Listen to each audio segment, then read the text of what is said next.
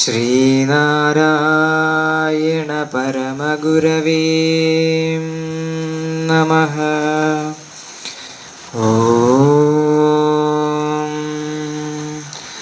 ശ്രീനാരായണ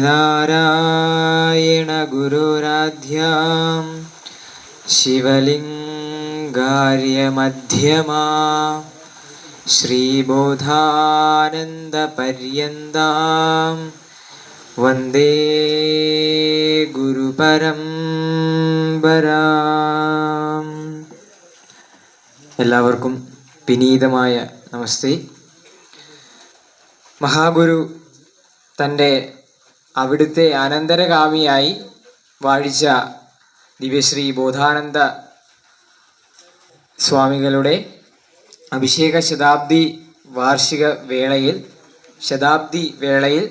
ഇങ്ങനെയൊരു പ്രഭാഷണ വേദി ഒരുക്കിത്തന്ന ശ്രീനാരായണ ധർമ്മസംഘം ട്രസ്റ്റ് പ്രസിഡന്റ് സച്ചിദാനന്ദ സ്വാമികൾക്കും മറ്റ് സന്യാസിമാർക്കും എൻ്റെ വിനീതമായ അഭിനന്ദനങ്ങളും നന്ദിയും കൂപ്പുകയും അർപ്പിക്കുന്നു. എനിക്ക് എൻ്റെ ഈ ജീവിതത്തിലെ മഹാഗുരുവിനെ അറിഞ്ഞ് വരാൻ തന്നെ കാര്യം ബ്രഹ്മശ്രീ സച്ചിദാനന്ദ സ്വാമികൾ എഴുതിയ ശ്രീനാരായണ ശിവലിംഗം എന്ന പുസ്തകത്തിലൂടെയാണ്. ശിവലിംഗദാസ് സ്വാമികൾ ആണ് എൻ്റെ മാർഗദർശി എന്ന് വേണമെങ്കിൽ പറയാം. സച്ചിദാനന്ദ സ്വാമികളുടെ ശ്രീനാരായണ ശിവലിംഗം എന്ന 540 പേജുകളുള്ള ആ പുസ്തകമാണ് എനിക്ക് എൻ്റെ ജീവിതത്തിൽ പ്രചോദനമായത്, എൻ്റെ മഹാഗുരുവിനെ പഠിക്കാൻ എനിക്ക് സാധിച്ചത്. പഠനം പൂർത്തീകരിക്കാൻ സാധിച്ചിട്ടില്ല, ഞാൻ പഠിച്ചുകൊണ്ടിരിക്കുകയാണ്. അതുകൊണ്ട് തന്നെയാണ് ദിവ്യശ്രീ ശിവലിംഗദാസ് സ്വാമികളെ എനിക്കിവിടെ വിഷയമായിട്ട് തന്നെ വേണമെന്ന് ഞാൻ അഭ്യർത്ഥിച്ചത്. അത് എനിക്ക് തന്ന ശിവഗിരി മഠത്തിലെ സന്യാസി ശ്രേഷ്ഠരോടും ഇതിൻ്റെ എല്ലാ ഭാരവാഹികളോടും നന്ദി അർപ്പിച്ചുകൊണ്ട് ഞാൻ ശിവലിംഗദാസ് സ്വാമികളിലേക്ക് കടക്കട്ടെ. ഒരു പരിചയപ്പെടുത്തലെന്ന് പറയുമ്പോൾ ഭഗവാന്റെ ഒന്നാമത്തെ വത്സലപുത്രനാകാൻ ഭാഗ്യം സിദ്ധിച്ച ലോകത്ത് അനേകം ശിഷ്യന്മാരുണ്ടായിരുന്നു. ഭഗവാന് എന്തിനാണ് ഇങ്ങനെ ഒരു വത്സലപുത്രനെ തന്നെ തിരഞ്ഞെടുത്തത്? ജന്മം കൊണ്ട് ശിവലിംഗദാസ് സ്വാമികളുടെ ജന്മം ശ്രീനാരായണ ഗുരുദേവൻ ശ്രീനാരായണ ധർമ്മത്തിൽ നമുക്ക് പറഞ്ഞു തന്ന പ്രകാരമായിരുന്നു. നമുക്കറിയാം, തിരുവനന്തപുരം ജില്ലയിലെ നെയ്യാറ്റിൻകരയ്ക്കടുത്ത് മാറായിമുട്ടത്ത് മണ്ണാത്തല എന്ന ഇടത്തരം നായർ കുടുംബത്തിൽ ഉമ്മിണിയമ്മയുടെയും മാർത്താണ്ഡപിള്ളയുടെയും 3 മക്കളിൽ മൂന്നാമനായാണ് ദിവ്യശ്രീ ശിവലിംഗദാസ് സ്വാമികൾ കുഞ്ചു അഥവാ കൊച്ചപ്പിപ്പിള്ള എന്ന പേരോടുകൂടി 1867 കർക്കിടക മാസത്തിലെ പൂയം നാളിൽ ഭൂജാതനാകുന്നത്. അങ്ങനെ ഈ കുഞ്ഞ് ജനിച്ചു. അമ്മയാണല്ലോ നമ്മുടെ എല്ലാം ആദ്യ ഗുരു. കുഞ്ചുവിൻ്റെയും ആദ്യ ഗുരു അമ്മയായിരുന്നു. ഈ കുഞ്ഞ് ജനിച്ചപ്പോൾ തൊട്ട് കുഞ്ഞിനെ ഈശ്വരനിലേക്ക് അടുപ്പിക്കാനായിട്ട് ഈ അമ്മ ശ്രമിച്ചു.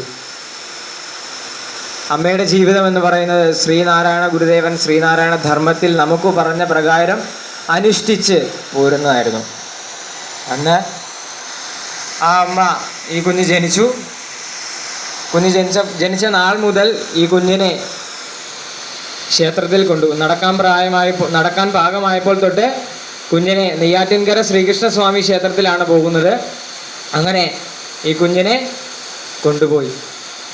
എല്ലാ ദിവസവും എന്ത് പണി അവിടെ വീട്ടിൽ കിടന്നാലും ഉമ്മിണിയമ്മ ഈ കുഞ്ഞിനെയും കൂട്ടി രാവിലെ പ്രഭാതത്തിൽ തന്നെ കുളിച്ച് ശുഭ്രവസ്ത്രം ധരിച്ച് നെയ്യാറ്റിൻകര ശ്രീകൃഷ്ണസ്വാമി ക്ഷേത്രത്തിൽ ദർശനം നടത്തുമായിരുന്നു. അങ്ങനെ വിദ്യാരംഭം കുറിക്കാനുള്ള സമയം അടുത്തു വന്നു. നമ്മുടെയൊക്കെ ഇപ്പം 3-ാം വയസ്സിലാണ് ഇപ്പോൾ വിദ്യാരംഭം കുറിക്കുന്നത്. ഹരിശ്രീ ഗണപതയെ നമ, അല്ലേ? അങ്ങനെയല്ലേ ഇപ്പം വിദ്യാരംഭം കുറിക്കുന്നത്. ആര്യാഭിനിവേശത്തിൻ്റെ ഭാഗമായി കടന്നു വന്നതാണ് ഹരിശ്രീ ഗണപതയെ നമ. അന്ന് 7-ാം വയസ്സിലാണ് കുഞ്ചുവിനെ എഴുത്തിനിരുത്തുന്നത്. ജ്ഞാനം മോന നമോസ്തു ജനത എന്നാണ് അന്ന് എഴുതിച്ചിരുന്നത്. ആ എഴുത്തൊക്കെ നല്ലതായി. അങ്ങനെ പഠിക്കാനായിട്ട് കുഞ്ചുവിനെ വിടുകയാണ്. അങ്ങനെ ആ പഠനമൊക്കെ സംസ്കൃതത്തിലും മലയാളത്തിലുമൊക്കെ അതിപാണ്ഡിത്യം നേടി കുഞ്ചു തിരിച്ചു വന്നു. അതിനുശേഷം ഉപരിപഠനത്തിനായിട്ട് വിടുകയാണ്.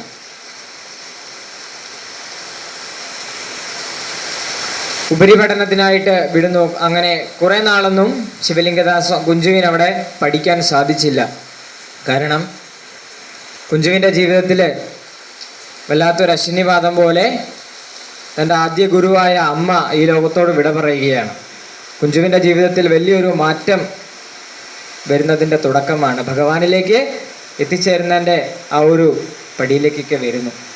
അങ്ങനെ ഈ കുഞ്ഞിന് ഉപരിപഠനം പൂർത്തിയാക്കാതെ തിരിച്ചു വന്നു. വീട്ടിൽ വരുമ്പോൾ അമ്മ ഉപയോഗിച്ചിരുന്ന വസ്ത്രങ്ങൾ, അമ്മ പെരുമാറിയിരുന്ന, ഭക്ഷണം പാകം ചെയ്തുകൊണ്ടിരുന്ന അടുക്കളയിലെ പാത്രങ്ങൾ, ഇതൊക്കെ കാണുമ്പോൾ കുഞ്ചുവിന് മനസ്സിന് വല്ലാതെ ത്രസിപ്പിച്ചിരുന്നു. അങ്ങനെ ഓംകാരനാദം മുഴക്കുന്ന നെയ്യാറിൻ്റെ തീരത്തുകൂടി ഏകാന്തപതികനെ പോലെ കുഞ്ചു നടക്കുകയായിരുന്നു. ഒരു ദിവസം കുഞ്ചു നെയ്യാറ്റിൻകര ശ്രീകൃഷ്ണസ്വാമി ക്ഷേത്രത്തിലെ ദർശനം കഴിഞ്ഞ് മടങ്ങി വരവേ അചാരുബാഹുവായ ഒരു യുവയോഗിയെ വഴിയിൽ ദർശിക്കുകയാണ്. കണ്ട മാത്രയിൽ ആ യോഗി ശിഷ്യനെ അവാത ചൂടമൊന്ന് നോക്കിയിട്ട് അടുത്ത് വിളിച്ചു. ചെവിയിൽ ദിവ്യമായ ഒരു മന്ത്രം രേഖപ്പെടുത്തി. സമയം പരിപക്വമാകുമ്പോൾ ഉത്തമനും ശ്രേഷ്ഠനുമായ ഒരു ഗുരുവിൻ്റെ സന്നിധിയിൽ എത്തിപ്പെടുമെന്ന് അനുഗ്രഹിച്ച് കടന്നുപോയി. ശിവലിംഗദാസ് സ്വാമികൾ പിന്നീട് പറയുന്നത് സാക്ഷാൽ പരമശിവനാണ് വന്നതെന്നാണ് പറയുന്നത്. അങ്ങനെ ഈ കുഞ്ഞ് വല്ലാതെ വിഷമം പെടുന്ന ഒരു സാഹചര്യമൊക്കെ വന്നു. അമ്മയുടെ അകാലമായ വേർപാടിൽ ഈ വേർപാട് കുഞ്ഞിനെ താങ്ങാത്തത് കൊണ്ട് കുഞ്ഞിങ്ങനെ ഏകാന്തപതികനെ പോലെ നടക്കുമ്പോൾ അച്ഛൻ മാർത്താണ്ഡപിള്ളയ്ക്ക് ഇത് കണ്ടിട്ടൊട്ടും സഹിച്ചില്ല. മാർത്താണ്ഡപിള്ള നോർക്കുക 15 വയസ്സേ ഉള്ളൂ കുഞ്ചുവിന്. അങ്ങനെ തിരുവനന്തപുരം പേട്ടയിലുള്ള ഷൺമുഖം പിള്ളയുടെ പലചരക്ക് കടയിൽ കണക്കപ്പിള്ളയായിട്ട് കുഞ്ചുവിനെ വിടുകയാണ്. നോക്കൂ അവിടെ 15 വയസ്സേ ഉള്ളൂ. എൻ്റെ ആ പ്രായമായതുകൊണ്ട് തന്നെ അത് വായിച്ചപ്പോൾ തന്നെ എൻ്റെ കണ്ണുകൾ ഈറനണിഞ്ഞു, മനസ്സ് വല്ലാതെ ത്രസിച്ചു. ഒരു 15 വയസ്സ് ഉള്ള കുട്ടിയുടെ അമ്മയില്ലാതെ ആ കുട്ടിയുടെ അനാഥത്വം എനിക്ക് വളരെയധികം കണ്ണുകൾ ഈറനണിഞ്ഞ ഒരു കാര്യമാണ്. കണ്ണുകൾ നിറയാതെ നമുക്കത് വായിച്ചു തീർക്കാൻ സാധിക്കില്ല എന്നുള്ളതാണ് ആ ശ്രീനാരായണ ശിവലിംഗം എന്ന പുസ്തകത്തിൽ. എല്ലാവരും അത് വായിക്കണം. അങ്ങനെ ഈ കുഞ്ഞിനെ തിരുവനന്തപുരം പേട്ടയിലുള്ള ഷൺമുഖം പിള്ളയുടെ പലചരക്ക് കടയിൽ കണക്കപ്പിള്ളയായിട്ട് വിടുന്നു. ഒട്ടും മനസ്സോടെയൊന്നുമല്ല മാർത്താണ്ഡപിള്ള വിടുന്നത്. അവിടെ ചെന്ന് പെട്ടത് നല്ലൊരു മനുഷ്യൻ്റെ പക്കല. ഒരു പത്രത്താളുകൾ കിട്ടിയാൽ പോലും ആർത്തിയോടെ വായിക്കുന്ന കുഞ്ചുവിനെ കണ്ടിട്ട് ഷൺമുഖം പിള്ളയ്ക്ക് മനസ്സിലായി ജ്ഞാനതൃഷ്ണ വല്ലാതെയുണ്ട്, എന്തെങ്കിലും കാര്യമൊക്കെ ചെയ്യണമെന്ന്. അങ്ങനെ തിരുവനന്തപുരത്ത് പ്രവർത്തിച്ചിരുന്ന ജ്ഞാനപ്രചാരക സഭ എന്ന് പറയുന്ന സഭയിൽ കൊണ്ടുവിട്ടു. അവിടുന്ന് കിട്ടാവുന്ന അറിവുകളെല്ലാം ശേഖരിച്ച് അങ്ങനെ കടയിലങ്ങനെ തിരക്ക് കൂടിക്കൂടി വരികയാണ്. കുഞ്ചുവിന് വല്ലാതെ ബുദ്ധിമുട്ടുണ്ടായി. അങ്ങനെ ഷൺമുഖമുള്ള മാർത്താണ്ഡപിള്ളയെ വിളിച്ചു പറയുകയാണ്, കുഞ്ഞിനെ ഇവിടുന്ന് കൂട്ടിക്കൊണ്ട് പോയിക്കോളൂ. അങ്ങനെ മാർത്താണ്ഡപിള്ള കുഞ്ചുവിനെ വന്ന് തിരുവനന്തപുരത്ത് നിന്ന് കൂട്ടിക്കൊണ്ട് പോവുകയാണ്. തിരിച്ച് വീട്ടിൽ ചെന്നപ്പോൾ തന്നെ പിന്നെയും ആ ഏകാന്തവതികനെ പോലെ തന്നെ രാവും പകലുമായി കുഞ്ചു കഴിഞ്ഞു. 2 ജ്യേഷ്ഠന്മാരുണ്ട്, കുട്ടിയപ്പിള്ളയും നീലകണ്ഠപിള്ളയും. അന്ന് ജാതി വ്യത്യാസം കൊടുമിനി കൊണ്ടിരുന്ന കാലത്താണ് ശിവലിംഗദാസ് സ്വാമികൾ ഭുജാതനാകുന്നത്. അങ്ങനെ ഈ കുഞ്ഞ് നെയ്യാറിൻ്റെ തീരത്തുകൂടിയൊക്കെ ഇങ്ങനെ ഇറങ്ങി നടന്നിട്ട് തിരിച്ചു വരുമ്പോൾ ഈ 2 ജ്യേഷ്ഠന്മാർ പറയും, അന്ന് ജാതി വ്യത്യാസം ആ പിശാച് നിലനിന്നിരുന്ന ഒരു കാലഘട്ടമാണ്. അപ്പം നമ്മൾ അവർണരാണല്ലോ, അപ്പം സവർണ ആൾക്കാർ നമ്മുടെ നിഴലടിച്ചാൽ അവർക്ക് അയിത്തം ബാധിച്ചു. നായർ കുടുംബത്തിലാണ് ജനനം എന്ന് പറഞ്ഞു. അപ്പം അവർണനായിട്ടുള്ള ആൾക്കാരുടെ നിഴലടിക്കുമ്പോൾ അവർക്ക് അയിത്തം ബാധിച്ചു. ആ ബാധിച്ച അയിത്തത്തെ കഴുകി കളഞ്ഞിട്ട് വേണം സ്വഭവനത്തിലേക്ക് തിരിച്ച് പ്രവേശിക്കാനായിട്ട്. അങ്ങനെ ഈ കുഞ്ഞിന് ഒത്തിരി അടിയൊക്കെ കൊടുക്കുന്നുണ്ട്. അങ്ങനെ ഈ രണ്ട് ജ്യേഷ്ഠന്മാരോട് കുഞ്ച് ചോദിക്കുകയാണ്, ഞാനും എൻ്റെ നിഴലടിക്കുന്ന ആളും ഒരേ ഈശ്വരൻ്റെ മക്കളല്ലേ, പിന്നെന്തിന് കുളിക്കണം? അങ്ങനെ ഒരു ദിവസം ഒരു സായം സന്ധ്യയിൽ പലചരക്ക് സാധനങ്ങൾ മേടിക്കുവാനായിട്ട് നെയ്യാറിൻ്റെ തീരത്തുകൂടി കുഞ്ചു നടന്നു പോകുമ്പോൾ അറിയാതെ ഇക്കരെ കുന്നിലേക്കൊന്ന് നോക്കി.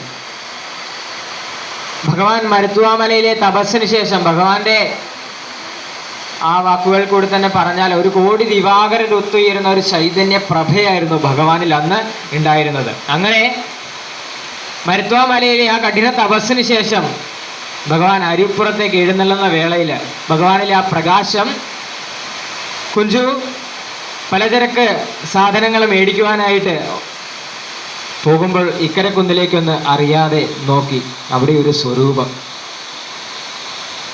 ഒരൊറ്റമുണ്ടെടുത്ത് ഒന്ന് പുതച്ച് സൂര്യരശ്മികൾ താഴെ പോലും പതിക്കാത്ത ഈ കൊടുംകാട്ടിൽ, ഹിംസജന്തുക്കളുള്ള ഈ കൊടുംകാട്ടിൽ ഒരു സ്വരൂപം നിൽക്കുന്നു. ആ ദർശനം വല്ലാതെ കുഞ്ചുവിൻ്റെ മനസ്സിൽ തട്ടി, മനസ്സിലെ വല്ലാതെ ആകർഷിച്ചു. അങ്ങനെ പലചരക്ക് സാധനങ്ങൾ മേടിച്ച് തിരിച്ച് വന്നപ്പോൾ നായർ കുടുംബത്തിലെ ആൾക്കാരൊക്കെ ഉണ്ടായിരുന്നു. അപ്പം ഇക്കരെ കുന്നിലേക്ക് നോക്കാൻ സാധിച്ചില്ല. അങ്ങനെ കുഞ്ചു സ്വഭവനത്തിലേക്ക് ചെന്നു. രാവിലെ ഉറക്കം എഴുന്നേറ്റ ഉടനെ തന്നെ ഒരൊറ്റ ഓട്ടമാണ് നെയ്യാറിൻ്റെ തീരത്തേക്ക്. അവിടെ ചെന്ന് നോക്കും. 2-3 ദിവസം നോക്കി, ഭഗവാനെ കണ്ടില്ല. അങ്ങനെ ഒരു ദിവസം ഭഗവാനെ കണ്ടു. പതിയെ മാടി വിളിച്ചതുപോലെ തോന്നി. അടുത്തേക്ക് ചെന്നു. അന്നേരമാണ് പെട്ടെന്ന് ചോദിക്കുന്നത്, കഴിക്കാൻ എന്ത് കിട്ടും? മരക്കിഴങ്ങ് കിട്ടും, ഇളനീര് കിട്ടുമെന്നൊക്കെ പറയണമെന്നുണ്ട്. പക്ഷെ ഇത് മിണ്ടുമെന്നൊന്നും തോന്നിയില്ല. തൊണ്ടയിൽ വന്ന് തങ്ങിപ്പോയി. ഒരൊറ്റ ഓട്ടമാണ് മാറായിമുട്ടത്തേക്ക്. അവിടെ മാറായിമുട്ടത്ത് തനിക്ക് കൃഷിയൊക്കെ ഉണ്ട്. നമ്മളൊക്കെ ആണെങ്കിൽ കപ്പ പറിക്കാനായിട്ട് കത്തിയെടുക്കും, കൊട്ടയെടുക്കും. ശിവലിംഗദാസ് സ്വാമികൾ, കുഞ്ചു അന്ന് ഒന്നും ചെയ്തില്ല. സ്വന്തം കൈകൾ കൊണ്ട് മാന്തി 3 വലിയ ആനക്കൊമ്പുകൾ പോലുള്ള 3 കിഴങ്ങുകൾ പിഴുതെടുത്ത് നെയ്യാറിൽ കൊണ്ട് കഴുകിയിട്ട് ആ കഴുകുന്ന ആ ഭാഗമൊക്കെ ബ്രഹ്മശ്രീ സച്ചിദാനന്ദ സ്വാമികൾ എഴുതി വെച്ചിരിക്കുന്നത് കണ്ടാൽ നമ്മുടെ കണ്ണുകൾ അറിയാതെ നിറഞ്ഞു പോകും.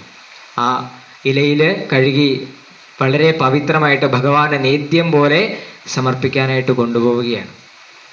അങ്ങനെ ഈ കപ്പയുമായിട്ട് കയറി ചെല്ലുന്ന നേരത്ത് കൊടുതൂക്കുമലയിൽ അവിടെ അരുവിപ്പുറത്ത് ഭഗവാന്റെ കൂട്ടത്തിൽ 2 ആൾക്കാരുണ്ടായിരുന്നു, പാമ്പും പുലിയും.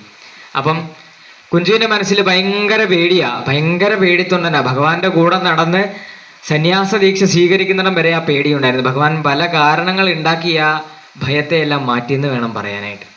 അങ്ങനെ ഈ ഇലയിൽ കപ്പയൊക്കെ ആയിട്ട് ഭഗവാനിലേക്ക് പോവുകയാണ്. അപ്പം കുഞ്ചു ഈ പുലിയെ കണ്ടു.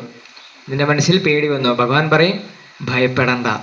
അങ്ങനെ തിരിച്ച് കയറി വന്നു. അവിടെ കിടന്ന ചുള്ളികളെല്ലാം ഒടിച്ച് കപ്പ ചുട്ടു. നോക്കൂ, നായർ കുടുംബത്തിലെ ഒരു പിഞ്ചു പൈതലാണ് ഭഗവാൻ ആദ്യമായിട്ട് നിവേദ്യം സമർപ്പിക്കുന്നത്. നമ്മളെല്ലാം ഇന്ന് ഭഗവാനെ നിവേദ്യം സമർപ്പിക്കുക. എന്നിട്ട് ചോദിക്കും, ഭഗവാൻ ഈശ്വരനാണോ? ഗുരുവിൽ ഈശ്വരീയതയുണ്ടോ? സാമൂഹിക പരിഷ്കർത്താവല്ലേ? നവോത്ഥാന നായകനല്ലേ എന്ന്. അങ്ങനെ ഈ കുഞ്ഞ് ഭഗവാന് നിവേദ്യം പോലെ ആ കപ്പ സമർപ്പിച്ചു. എന്നിട്ട് ഭഗവാൻ കഴിച്ചതിൽ അല്പം തിരിച്ചു കൊടുത്തു. വിൽപ്പരം സുഹൃതമുണ്ടോ? അങ്ങനെ ഈ നിവേദ്യമെല്ലാം സമർപ്പിച്ചു. പിന്നെയും നായർ കുടുംബത്തിലുള്ള ആൾക്കാർ ഈ കാര്യമൊക്കെ അറിഞ്ഞു. കാണലും കൂടി സംവദിക്കലുമൊക്കെ നായർ കുടുംബത്തിലെ ആൾക്കാർ അറിഞ്ഞു. എന്നിട്ട് മാർത്താണ്ഡ പിള്ളയ്ക്ക് കത്തയച്ചു, കുഞ്ഞിനെ ഇങ്ങനെയൊന്നും വിടരുത്, വീട്ടിലടക്കിയിരുത്തണം, ഇങ്ങനെയൊന്നും അഴിച്ചു വിടരുത് എന്ന്. അങ്ങനെ കുഞ്ചുവിന് ഇതൊന്നും പ്രശ്നമല്ല. ആ ദർശനമാണ് മനസ്സിൽ കിടക്കുന്നത്. എങ്ങനെയും പോകണം, കഴിക്കാൻ എടുത്തു കൊടുക്കണം, കുടിക്കാൻ എടുത്തു കൊടുക്കണം, ഈ ഒരൊറ്റ ചിന്ത. പുല്ല് പറിക്കാനൊക്കെ ആയിട്ട് കൊട്ടയും കത്തിയൊക്കെയുമായിട്ട് പോവും. കാട്ടിലെവിടെയെങ്കിലും ഒളിപ്പിച്ചു വെക്കും. നേരെ ഒറ്റ പോക്കാണ് ഭഗവാന്റെ അടുത്ത്. അങ്ങനെ ആയി ദിനരാത്രങ്ങൾ കഴിഞ്ഞു പോയി. അങ്ങനെ നായർ കുടുംബത്തിലെ ആൾക്കാർ ഭ്രഷ്ടി കൽപ്പിച്ച്, സമുദായത്തിൽ നിന്ന് ഭ്രഷ്ടി കൽപ്പിച്ച് പുറത്താക്കി. ശിവലിംഗദാസ് സ്വാമികൾ 34 പരം കൃതികൾ എഴുതിയിട്ടുണ്ട്. അതിൽ സാംബസ്തവം എന്ന കൃതിയിൽ സമുദായം ഭ്രഷ്ടി കൽപ്പിച്ച് പുറത്താക്കി. അപ്പം എനിക്കിനി ആരുണ്ട്? എൻ്റെ ഭഗവാനുണ്ട്. അപ്പൊ സാംബസ്തവത്തിലൂടെ പറയുകയാണ്, അച്ഛനായതും സവിക്കും അമ്മയായതും ഭവാൻ അച്യുതാർച്ചിതാക്രയുഗ്മാ ദേവദേവ പാഹിമാം. പ്രാണനാഥനായ നിന്റെ പാദപത്മമോർത്തു ഞാൻ ക്ഷീണമറ്റിരുന്നിടുന്നതെന്തു സാംബ പാഹിമാം. എനിക്കിനി ആരുണ്ട്? എൻ്റെ അച്ഛനായതും എൻ്റെ അമ്മയായതും എൻ്റെ ഭഗവാനാണെന്ന് സാംബസ്തവത്തിലൂടെ പറഞ്ഞു തന്നു. അങ്ങനെ ഒരു ഉത്തമനും ശ്രേഷ്ഠനുമായി ഈ ലോകത്തിന് വേണ്ടി ഞാൻ ചുരുക്കുകയാണ്, സമയപരിമിതി മൂലം ചുരുക്കുകയാണ്. കുറേ കാര്യങ്ങളുണ്ട്.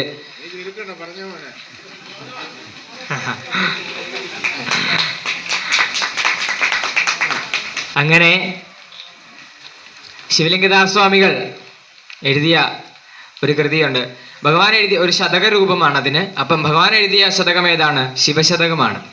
അപ്പം തൊട്ടടുത്ത് 1916 ഭഗവാന്റെ ശിഷ്യനോട് പറഞ്ഞു, ശിവന്റെ ശതക രൂപത്തിലുള്ളൊരു കൃതി എഴുതിക്കോളൂ.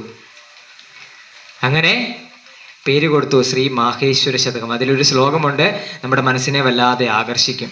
കൈകൂപ്പി നിന്നു കരളിൽ തവ രൂപമോർത്തു നീ കാക്കുമെന്നു നിതരാം നിനവുറ്റു ഞാനും.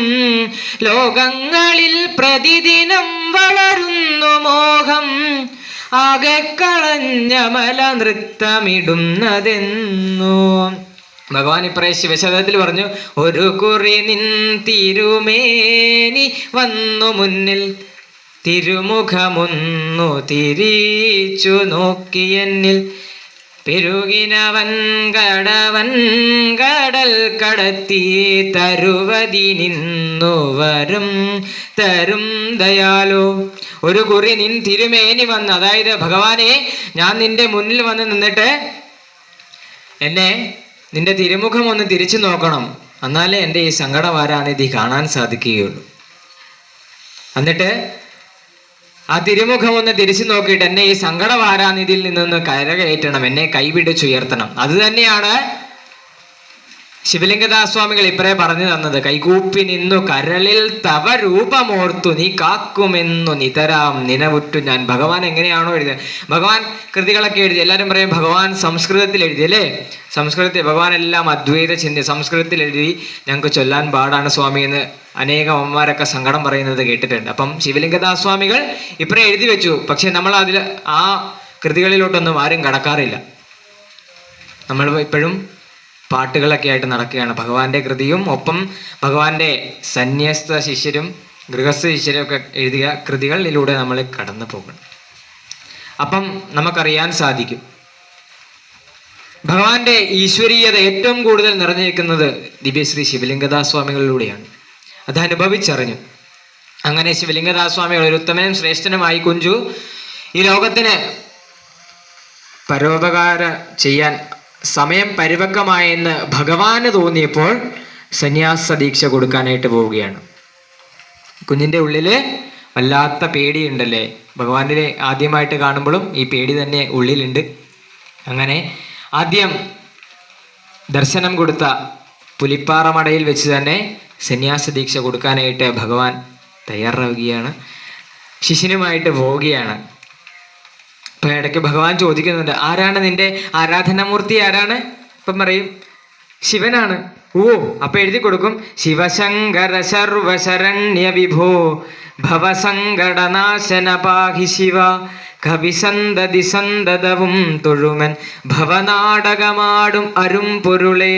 ശിവലിംഗദാസ് സ്വാമികൾക്ക് അരിവപ്പുറത്ത് വെച്ച് ഭഗവാൻ എഴുതി കൊടുത്ത കൃതിയാണ് ശിവപ്രസാദ പഞ്ചകം എന്ന അതിമനോഹരമായ കൃതിയാണ്. ശിവപ്രസാദ പഞ്ചകമൊക്കെ പഠിക്കണം നമ്മൾ. അങ്ങനെ നമ്മൾ പറഞ്ഞു നിർത്തിയ സ്ഥലത്തേക്ക് തന്നെ വരാം. പുലിപ്പാറമട. ശിവലിംഗദാസ് കുഞ്ചുവിന് സന്യാസ ദീക്ഷ കൊടുക്കാനായിട്ട് സമയം പരിപക്വമായി കൊടുക്കാൻ പോവുകയാണ്. അപ്പം ഭഗവാൻ ചോദിക്കുന്നു, നിന്റെ ഉള്ളിൽ ഇപ്പോഴും പേടിയുണ്ടോ? അപ്പം പറയുന്നു, ഭഗവാൻ കൂടെ ഉണ്ടെങ്കിൽ പേടിയില്ല. അങ്ങനെ താഴേക്ക് ചൂണ്ടിക്കാണിക്കുമ്പോൾ ഒരു തള്ളപ്പുലി ഒരു കുഞ്ഞിപ്പുലിയുടെ കൂട്ടത്തിൽ ഇങ്ങനെ കയറി വരികയാണ്. അപ്പം ആ പുലിയിലേക്ക് കണ്ണുപോയ സമയത്ത് ഭഗവാൻ അവിടെ നിന്ന് അപ്രത്യക്ഷനായി. അപ്പം ശിവലിംഗദാസ് സ്വാമി പറഞ്ഞു, സ്വാമി അങ്ങ് കൂടെ ഉണ്ടാകുമെന്ന് പറഞ്ഞതല്ലേ, നമുക്ക് ഭയമായി സ്വാമി എന്ന് അവിടെ നിന്ന് ഉച്ചത്തിൽ നിലവിളിച്ചു. അപ്പം ആ പുലി നിന്ന ഭാഗത്തേക്ക് നോക്കുമ്പോൾ കുഞ്ചു കാണുന്ന കാഴ്ചയാണ് ശ്രീനാരായണ ഗുരുദേവനിൽ ഇരിക്കുന്ന യഥാർത്ഥമായ ഈശ്വരീയ ചൈതന്യം ഭഗവാനാണ് ശിവലിംഗദാസ് സ്വാമികൾക്ക് കാണിച്ചു കൊടുക്കുകയാണ്. ഞാൻ ശിവരൂപം എടുത്തിട്ടാണ് ഇവിടെ ഭൂമിയിൽ അവതരിച്ചിരിക്കുന്നതെന്ന്. സാക്ഷാൽ കൈലാസനാഥനാണ് ഭഗവാന്റെ ഉള്ളിലിരിക്കുന്ന ആ യഥാർത്ഥ ഈശ്വര ചൈതന്യം. അത് കണ്ട് ആ ആധ്യാത്മിക അനുഭൂതിയിൽ എഴുതിപ്പോയ കൃതിയാണ് ഓം ബ്രഹ്മണേ മൂർത്തിമതേ ശ്രിതാനാം ശുദ്ധികേതവേ നാരായണ യതീന്ദ്രായ തസ്മൈ ശ്രീ ഗുരവേ നമഃ എന്ന്. ഓമിൽ തുടങ്ങി നമശിവായ എന്ന പഞ്ചാക്ഷരി മന്ത്രം കൊണ്ടാണ് ഗുരുവിനെ മന്ത്രിച്ചിരിക്കുന്നത്. നമുക്കൊക്കെ അറിയാവുന്ന ഏതാണ് പഞ്ചാക്ഷരി മന്ത്രം? നാഗേന്ദ്രഹാരായ ത്രിലോചനായ ഭസ്മാങ്കരാകായ മഹേശ്വരായ നിത്യായ ശുദ്ധായ ദിഗംബരായ തസ്മൈ നകാരായ നമശിവായ. ഇതൊക്കെ എല്ലാവരും എടുത്ത് ചൊല്ലും, പക്ഷെ ഗുരുശക്തം ചൊല്ലും, പക്ഷെ നമ്മളതിന്റെ പശ്ചാത്തലത്തിലേക്ക് കടക്കത്തില്ല. അതിൽ ആദ്യം പറഞ്ഞു വെക്കുകയാണ്, ബ്രഹ്മം ശരീരഭാവം സ്വീകരിച്ച് ഇവിടെ അവതരിച്ചിരിക്കുകയാണ്. തന്നെ ആശ്രയിക്കുന്നവർക്ക് ശുദ്ധിക്ക് കാരണഭൂതനായി നാരായണ നാമധേയനായ യതികളിൽ യതീന്ദ്രനായ എൻ്റെ ഗുരുനാഥന് നമസ്കാരം എന്ന് പറഞ്ഞുകൊണ്ടാണ് ഗുരുഷട്കം ആരംഭിക്കുന്നത്. ശിവലിംഗദാസ് സ്വാമികൾ എഴുതിയ ദിവ്യസ്തോത്ര, അതിൻ്റെ പേര് ഞാൻ വിട്ടുപോയി, ദിവ്യസ്തോത്ര രത്നാവലി എന്നാണ് മറ്റേ തോന്നുന്നു, ഭഗവാനെ കുറിച്ച് കീർത്തനങ്ങളൊക്കെ എഴുതിയത്. അപ്പം അതില് ഭഗവാനെ കുറിച്ച് എഴുതി. അപ്പം അതിൽ നിന്ന് ക്രോഡീകരിച്ചിട്ടാണ് ചൈതന്യസ്വാമികള് ഗുരുപുഷ്പാഞ്ജലി മന്ത്രം തയ്യാറാക്കിയിട്ടുള്ളത്. ശ്രീനാരായണ ഗുരു ശതക നാമാവലി. അതിൽ നിന്ന് ക്രോഡീകരിച്ചിട്ടാണ് ചൈതന്യസ്വാമികൾ ഗുരുപുഷ്പാഞ്ജലി മന്ത്രം രചിച്ചിരിക്കുന്നത്. അപ്പൊ ഇതിന്റെ ഉറവിടം എവിടാണ്? ശിവലിംഗദാസ് സ്വാമികളിലാണ് ഉറവിടം. അപ്പം ഇത് രണ്ടും കൂടെ, ഗുരുപുഷ്പാഞ്ജലി മന്ത്രവും ഗുരുഷട്കവും കൂടെ കണക്ട് ചെയ്ത് പഠിക്കുമ്പോഴാണ് നമ്മൾ മാറിപ്പോവുക. അതിൽ ആദ്യത്തെ പദ്യത്തിൽ എന്താണ് ശിവലിംഗദാസ് സ്വാമികൾ പറയുന്നത്? ഓ ബ്രഹ്മണേ മൂർത്തിമതേ ശ്രിതാനാം ശുദ്ധിഹേതവേ നാരായണ യതീന്ദ്രായ തസ്മൈ ശ്രീ ഗുരവേ നമഃ. ബ്രഹ്മം മനുഷ്യരൂപത്തിൽ അവതരിച്ചിരിക്കുന്നു. അപ്പം ഗുരുപുഷ്പാഞ്ജലി മന്ത്രത്തില്, അതിന്റെ മൂന്നാമത്തെ മന്ത്രത്തില് ചൈതന്യസ്വാമികൾ എന്താണ് പറഞ്ഞു വെക്കുന്നത്? ഓം മനുഷ്യ വിഗ്രഹായ നമഃ. അപ്പം ഗുരുപുഷ്പാഞ്ജലി മന്ത്രവും ഗുരുഷട്കവും തമ്മിൽ കണക്റ്റഡ് ആണ്. പിന്നെ രണ്ടാമത് പറയുന്നു, നമോ ഭഗവതേ നിത്യശുദ്ധ മുക്ത മഹാത്മനെ നാരായണ യതീന്ദ്രായ തസ്മൈ ശ്രീ ഗുരവേ നമഃ. നമിക്കണം, അറിഞ്ഞിട്ട് നമിക്കണം. നമോ ഭഗവതേ, നിത്യനാണ്, ശുദ്ധനാണ്, മുക്തനാണ്. ഗുരുപുഷ്പാഞ്ജലിക്ക് വരുമ്പോൾ നമുക്ക് കാണാം ഓം നിത്യാത്മനേ നമഃ. അങ്ങനെ ശിവലിംഗദാസ് സ്വാമികൾക്ക് സന്യാസ ദീക്ഷ കൊടുത്തു. കോലത്തുകര കേന്ദ്രീകരിച്ചായിരുന്നു സ്വാമികളുടെ ആദ്യത്തെ പ്രവർത്തന മണ്ഡലം എന്ന് പറയാം. അതിനുശേഷം പെരിങ്ങോട്ടുകരയിലേക്ക് പോയി. പെരിങ്ങോട്ടുകരയിൽ ചെന്നപ്പോഴത്തേക്കിന് ക്ഷേത്രത്തിന് മേൽഗതിയൊക്കെ ഉണ്ടാവാനകത്ത് സ്വാമികൾ കുറച്ച് സംരംഭങ്ങളിലൊക്കെ ഏർപ്പെട്ടു. അത് ക്ഷേത്രത്തിലെ ഭരണ സാരഥികൾക്ക് ഇഷ്ടപ്പെട്ടില്ല. അവിടെ നിന്ന്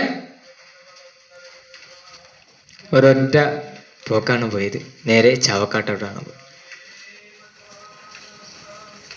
ചാവക്കാട് ചെന്നു. ചാവക്കാട് വിശ്വനാഥ ക്ഷേത്രത്തിൽ സ്വാമികളുടെ സമാധി കൂടി പറഞ്ഞിട്ട് നിർത്താം.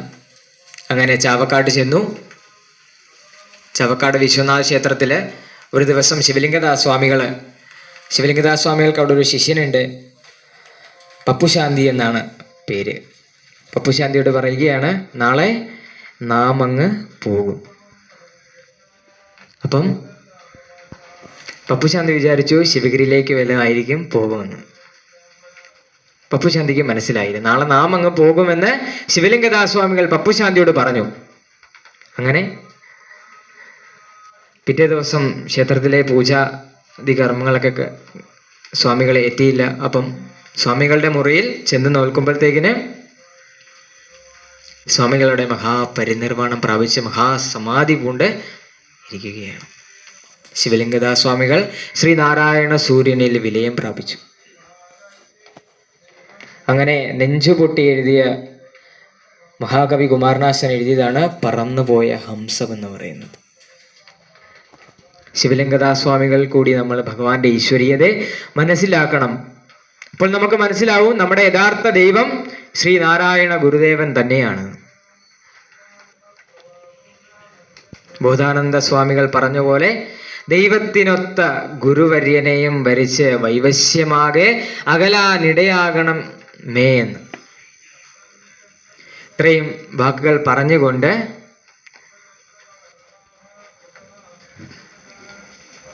ശാരദാഷ്ടകം, അതായത് ദിവ്യശ്രീ ശിവലിംഗദാസ്വാമികൾ എഴുതിയ ശാരദാഷ്ടകം കൂടി ജപിച്ചിട്ട് നിർത്തം എന്ന് സച്ചിദാനന്ദ സ്വാമികളുടെ പാദങ്ങളിൽ ഞാൻ അഭ്യർത്ഥിക്കുകയാണ്. അങ്ങനെ ശിവലിംഗദാസ്വാമികൾ എഴുതിയ ശാരദാഷ്ടകം കൂടി നമുക്ക് ജപിക്കാം. എല്ലാവരും അറിയാവുന്നവരെ ഏറ്റവും ചൊല്ലുക. അല്ലാത്തവർ ഭഗവാനെ കണ്ണടച്ച് ധ്യാനിക്കുക. हे शारदे सकल भक्त जनानुकूले नाकादिपादि विबुधार्चित पाद पद्मे लोकेश रम्य मुख पंकज नित्यवासे दासे सदा मयि दयां गुरु चारुशीले वेदात्मिके विमल पूर्ण शांगवक्त्रे हारादिभूषण विभूषित सुंदरांगी संतापहारिणि सुभाषिणि बोधलीने दासे सदा मयि दयां कुरु चारुशीले हा सरस्वती जगन्मयी नित्यशुद्धे वक्तुं भवच्चरितमम्ब भणीश्वरोऽपि व्यक्तं न शक्त इति सम्यगहं स्मरामि दासे सदा मयि दयां गुरु चारुशीले हे दिव्यभारती कृपाम्बुनिधे कदा तल्पद्मनेत्रयुगलाभिमुखो भवामि एवं भवामि यदि दुर्लभमत्र किं मे दासे सदा मयि दयां कुरु चारुशीले हे वाणी मद्हृदय पङ्कजपीठमध्ये वस्तुं सुखं जननी ते परमोत्सुकत्वं यद्यस्ति जन्म सफलं मम भवेद् दासे सदा मयि दयां गुरु चारुशीले नारायणाख्य गुरुवर्य निवासभूते रम्ये महाशिवगिरावनीशं निवासे स्तोत्रावली श्रवणमोद समस्तदे दुर्दासे सदा मयि दयां कुरु चारुशीले सल्कर्मयुक्तजन दुःखविनाशनोल्के वाग्देवदेस्फटिक निर्मलभासमाने सङ्गीतशुद्धमधुपानविनिष्टसादे दासे सदा मयि दयां गुरु चारुशीले सर्वाश्रये विमलशुभ्रकुशेशयस्ते सम्पूर्ण मोदकर पङ्कज चारुनेत्रे ചിന്താമണി സരസിജാതി മനോജ്ഞപാണി ദാസേ സദാമയി ദയാം കുരു ചാരുശീലേ. ഭഗവാന്റെ ശ്രീപാദപത്മങ്ങളിൽ എൻ്റെ വാക്കുകൾ ഞാൻ സമർപ്പിക്കുന്നു. നമസ്തേ.